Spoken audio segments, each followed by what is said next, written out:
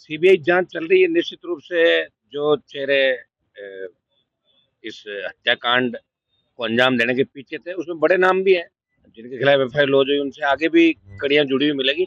और निश्चित रूप से ऐसे मर्डर जो कहीं न कहीं व्यवस्था को चुनौती देते हैं, आखिर किस हद तक लोग जा सकते हैं, कितने बड़े लोग इसके अंदर इन्वॉल्व होंगे। कई सफेद पोस्ट भी आएंगे, कई अधिकारी भी आएंगे।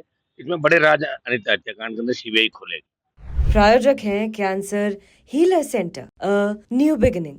देखिए, विधानसभा में कांग्रेस को माफी मांगनी थी तो 7 दिन खराब क्यों किए?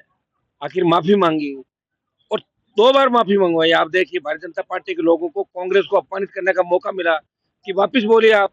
बात तो ये हुई थी कि कांग्रेस के प्रदेश अध्यक्ष माफी मांगे, तो जूली जी ने कहा हाँ हाँ, प्रदेश अध्यक्ष की जो प्रदेश अध्यक्ष ने गलती की, जो इन्होंने गलत व्यवहार किया आसन के प्रति, उनकी तरफ से माफी मांगते हैं। तो एक तरीके से जब माफी मांगनी थी तो 7 दिन तक राजस्थान की जनता के जो अरबों खरबों रुपए खर्च होते हैं, जब विधानसभा चलती है, लोकसभा चलती है, और इस सेशन को आप हा हुल्लड़ के अंदर अपनी फोटो छपवाने के अंदर अगर सेशन खत्म करा दो, इसकी दादी इसकी नानी हु हा मार, तो आप क्या संदेश देना चाहते हो, क्या मैसेज आप देना चाहते हो?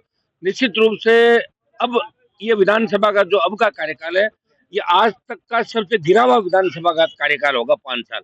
क्योंकि न तो सत्ता पक्ष के अंदर दमदार लोग है, न कोई अच्छे वक्ता है, और विपक्ष के अंदर जो लोग लीड कर रहे हैं, ऐसे नजर आ रहे जैसे कार्टूनिस्ट होता है ना, कार्टून कार्टून हो गया आपके। कार्टूनिस्ट तो कार्टून बनाता है, लेकिन ये कार्टून है ज्यादातर लोग, जो हाउस के अंदर जिस तरह की हरकतें करते हैं, सुबह कुछ, दोपहर को कुछ और शाम को कुछ। तो राजस्थान की जनता ये नजारा देख रही है।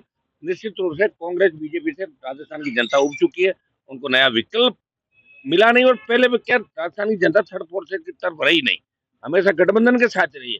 अब राजस्थान की जनता थर्ड फोर्स के साथ रहेगी। और आने वाला जो 28 का चुनाव है, उसमें भारतीय जनता पार्टी कांग्रेस जो एक यहाँ व्यवस्था बनी होगी, एक बार कांग्रेस एक बार बीजेपी, इसको छोड़ के राजस्थान का जवान बदलाव करेगा। और दूसरे राज्यों की तर्ज पे यहाँ भी तीसरी ताकत खड़ी होगी राजस्थान के अंदर। जिस तरह अपराध बढ़ रहे हैं, जिस तरह बेरोजगारी बढ़ रही है, पेपर लीक की घटनाएं, जिस तरह कांग्रेस बीजेपी हाथ मिला रही है आपस के अंदर, बीजेपी जिस तरह जब विपक्ष में थी तो पेपर लीक के लिए क्या कर रही थी कि पेपर लीक आरोपियों को हम पकड़ेंगे, सीबीआई जांच करेंगे, उन अपराधों को लिए करेंगे, लेकिन कोई घोषणा, दोनों बजट हो रही आगे, उससे पहले भी सवा साल करें। भजन लाल जी सिर्फ टाइम पास करें, और भजन लाल जी को टोटल 2 4 5 अधिकारी ही चला रहे हैं। उनको खुद ही पता नहीं कि एक मुख्यमंत्री के दायित्व क्या होते हैं, कर्तव्य क्या होता है, और मुख्यमंत्री को क्या क्या काम करना चाहिए। एकदम से लोड ज्यादा दे दिया उनको, तो अभी लोड को सहन नहीं कर पा रहे हैं। तो ये हालात राजस्थान के अंदर बने। इससे विपक्ष की सारी लड़ाई हम लोगों को सदन में, हमारे मेंबर नहीं, लोकसभा के अंदर मजबूती की हम लड़ाई लड़ रहे हैं लोकसभा में। और राजस्थान में भी आप देख रहे हैं कि सड़कों पे जो संघर्ष है आरएलपी का हमारा, वो आपसे छुपा नहीं। हर जाति, हर वर्ग और अन्याय के खिलाफ हम लड़ रहे हैं और न्याय भी दिला रहे हैं। सर, किरोड़ी जी लगातार जो है अपनी ही सरकार की कार्यप्रणाली पर सवाल खड़े कर रहे हैं। देखिए डॉक्टर साहब उस समय अगर जब हम लगातार डॉक्टर साहब और हमने लड़ाई लड़ी राजस्थान के अंदर, वो हुंकार रैलियों के माध्यम से, वो भी पूरे ईस्टर्न राजस्थान में लगे थे, और एक बहुत बड़ा जलजला राजस्थान के अंदर आया था। लोग कह रहे थे कि घनश्याम जी, किरोड़ी लाल मीणा और हनुमान बेनीवाल मिलकर 70 से ज्यादा सीट लाएंगे। दुर्भाग्य से 2018 के अंदर डॉक्टर किरोड़ी लाल जी बीजेपी के अंदर चले गए। उसमें नहीं जाना चाहिए था, क्योंकि वसुंधरा झगड़ा करके तो बाहर आए थे, वो वहां चले गए। और जाने के बाद जिस तरह भारतीय जनता पार्टी ने उस बात को मन के अंदर रखा कि ये बाहर जाकर यार अब इनको ठीक करना है, तो उस द्वेषता की भावना के साथ भारतीय जनता पार्टी ने उनका राजनीतिक कैरियर एक तरीके से खत्म करने का प्रयास किया। डॉक्टर साहब लड़ने वाले मजबूत राजनेता है, संघर्षशील नेता है। तीसरे मोर्चे की बात की शुरुआत राजस्थान के अंदर करी, हम साथ खूब लड़ाई हमने लड़ी। लेकिन भारतीय जनता पार्टी के अंदर उनको जिस तरह के विभाग दिए, आप विभाग के अंदर भी वो काम नहीं कर पा रहे हैं, उनकी तरफ कुछ देखता नहीं, उनके टेलीफोन नहीं उठाते। और जिस तरह 2 साल के अंदर भारतीय जनता पार्टी ने मिलकर उनके भाई को चुनाव हराया, तो कहीं न कहीं उनके मन के अंदर वो पीड़ा है। और मैं डॉक्टर साहब को आह्वान करता हूँ कि आप अंदर जो घुटन महसूस करें, आपको घुटन की आवश्यकता नहीं। राजस्थान की जनता आपके साथ होगी, आप बीजेपी को छोड़ें, हमारे साथ आए। थर्ड मोर्चा आपका इंतजार करा, वापिस हम लोग बनाते हैं। और ये 1 2 साल ऐसे ही निकल जाएंगे। और आगे अगर रहोगे तो इसी तरह बीजेपी के बाद फिर इधर तो उम्र तो बढ़ती जा रही है, उम्र तो वापिस आएगी नहीं। तो किरोड़ीलाल जी को यही कहूंगा कि बीजेपी में आपका कोई मान सम्मान नहीं। बीजेपी मन से किसानों को नापसंद करती है, हम लोगों को कभी पसंद नहीं करेगी। इसलिए हमें बीजेपी के खिलाफ लड़ाई लड़नी राजस्थान की सड़कों पे। और कांग्रेस को भी खत्म करना। कांग्रेस सिर्फ किसान, जवान और अल्पसंख्यक के नाम पे हमेशा सीट ले आती है, वोट बैंक के नाम से सीट ले आती है। इनको पता है वही गहलोत के राज के अंदर जिस तरह खनन माफिया पनपा, वही भजन लाल जी के यहाँ सेट हो गया, और वापस सेट, उनका पता है कि एक बार ये परिपाटी बन गई तो नेता भी ऐसा ही काम करेंगे। ये अपने बच्चों को कामयाब करने के लिए किसी भी हद तक गिर सकता है।